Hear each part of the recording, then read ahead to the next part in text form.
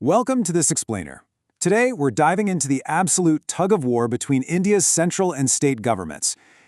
Governing a nation as massive and diverse as India, it is no small feat. It's like a giant puzzle. It requires this incredibly delicate balancing act, a constitutional dance between the union government at the center and all those state governments spread across the subcontinent.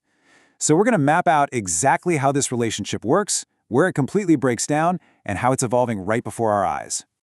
Okay, let's take a quick look at our roadmap for today. We'll start with sharing the nation's wealth, move into tensions in center-state relations, and look at committees proposing crucial reforms. Then we'll cover achieving cooperative federalism, explore modern mechanisms for cooperation, and wrap up with some concluding remarks. Part 1. Sharing the nation's wealth, the constitutional baseline. To really grasp all the political drama that makes the headlines, we first have to look at the baseline of how the system is actually supposed to work on paper. Well, money is almost always at the heart of any power dynamic, right? And the constitutional framers knew they needed a strong referee. Enter the Finance Commission. According to Article 280, this isn't just some casual ad hoc committee. It's a permanent constitutional body. Every 5 years, or even earlier if needed, the President of India sets this up. And their main job? To figure out exactly how to slice and share the national financial pie. This commission essentially has 3 massive duties. First, they actually distribute the net proceeds of taxes between the center and the states. Second, they set the rules for grants and aid. Basically, that's the financial assistance given to states out of the government's primary bank account.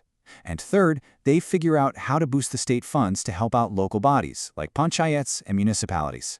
It's a carefully designed system meant to keep everything fair. Let's move to Part 2, Tensions in Center-State Relations, the Drama and Friction. Because, as you can probably guess, a perfect blueprint doesn't always survive the messy reality of everyday politics. And that brings us to our first major tension point, the office of the governor. This position has honestly evolved into one of the absolute most controversial offices in all of India. See, the governor is appointed by the center, but they act as the constitutional head of the state. It's a dual role that just inherently sets the stage for suspicion. If we look at the timeline, you can see exactly how this friction built up. Before 1967, the role was mostly customary. Kind of quiet, But then, between 1967 and 1972, total chaos. India saw around 20 different coalition governments pop up across 9 states. Suddenly, governors wielded immense power over who actually got to form a government. From 1972 onwards, highly controversial. States started accusing governors of basically just being political agents for the center. To give you a sense of how wild this shift is, early on, the famous freedom fighter Sarojini Naidu memorably called the governor merely a bird in a golden cage.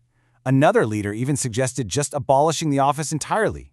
So yeah, those days of a quiet, decorative governorship, long, long gone. And the real flashpoint here is Article 356.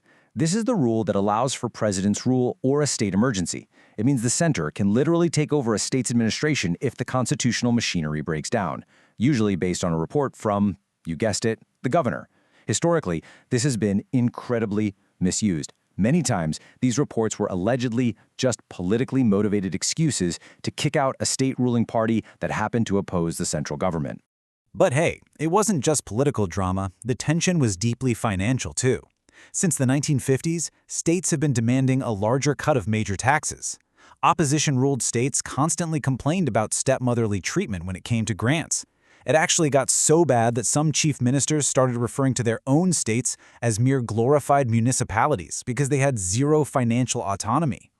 Which brings us to Part 3, Committees Propose Crucial Reforms, Diagnosing the System. The government realized they had a real problem on their hands and called in the experts. First up to diagnose the system was the Sarkaria Commission in the 1980s. Their take? Keep the center strong, absolutely, but build some serious guardrails to stop the misuse of power. They recommended that governors should be eminent people and, crucially, not active politicians. They also said Article 356 should strictly be a tool of absolute last resort, used only after giving the state a formal warning, plus they wanted mandatory sharing of major taxes. Fast forward a couple of decades to the Punchhi Commission, from 2007 to 2010. They wanted even stronger protections for the states. To stop governors from just acting on the center's whims, they pitched a wild idea. governors should be removable through impeachment by the state legislative assembly itself. They also push for strict time limits, like forcing the president to give views on reserved state bills within 6 months. And financially, just allocate more resources directly to underdeveloped states to get them up to speed. Part 4. Achieving Cooperative Federalism, the Modern Philosophy.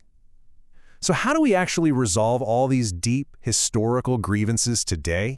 The answer is a philosophy called Cooperative Federalism. And the core idea here is brilliantly simple. Federalism is just a means to an end. The actual end goal is the welfare of the people. And you absolutely cannot achieve that welfare if the center and the states are just constantly locked in political brawls. Think about it. There are massive, complex problems out there that literally do not care about state borders. We're talking threats to internal security, terrorism, organized crime, human trafficking, drug smuggling. Neither the center nor the states can fight these battles alone in a silo. They require shared intelligence and joint effort. Cooperation isn't just nice to have, it's mandatory. Part 5. Modern Mechanisms for Cooperation, Building the Framework. Because it's one thing to talk about cooperation, but you actually have to build the rooms where that teamwork happens, right? We can basically divide these tools into 2 buckets. First, constitutional mechanisms. These are rules strictly written into the Constitution itself, like adjudicating water disputes. Then you have extra-constitutional mechanisms, which are bodies created by specific laws or resolutions to get everyone on the same page. A prime example of a constitutional fix is the GST Council, added in 2016. This was a total game changer. Chaired by the Union Finance Minister, it forces the center and the finance ministers of all the states to literally sit at the exact same table. They have to make joint recommendations on GST rates. They structurally mandated financial cooperation for the taxes you pay every single day. And on the extra-constitutional side, we saw something really fascinating in 2015, the creation of Niti Aayog, replacing the old, heavily centralized Planning Commission. Niti Aayog completely shook things up. It acts as the government's premier policy think tank. Its governing council puts the prime minister in the same room with the chief ministers of all states. It gives states a direct voice in strategic, long-term national policies. They've launched huge collaborative efforts, like the Aspirational District Program, which aims to jointly develop the most backward areas in the country. It's teamwork in action. Part 6. Concluding Remarks. The Macro Evolution. As we wrap up this explainer, let's just zoom out for a second and look at how this entire balancing act has shifted over the decades. You can clearly trace this journey. Before the 80s, it was super centralized, mostly one party running both the center and the states. But by the 1980s, regional parties rose up, kicking off an era of bargaining federalism, where states heavily negotiated for power. Fast forward to today, and we've evolved into this new era of competitive, cooperative federalism. And that's exactly where India stands today. States are pushed to cooperate with the center on sweeping issues like poverty and national security, yet at the exact same time, they are expected to fiercely compete against each other to attract massive business investments. So I'm going to leave you with this provocative thought. As India pushes forward, can these diverse states master this incredibly delicate art of being fierce economic rivals while remaining perfectly united political allies? Thanks for joining me on this explainer, and keep questioning how the systems around us are built.